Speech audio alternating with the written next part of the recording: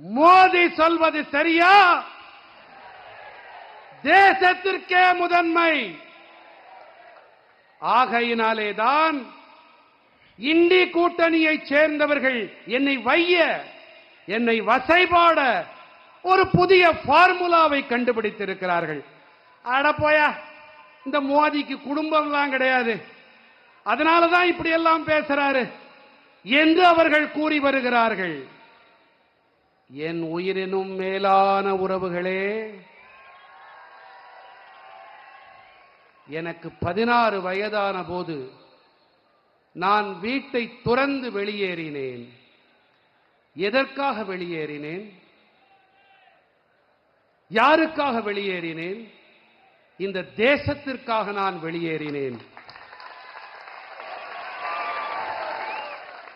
எனதருமை மக்களே,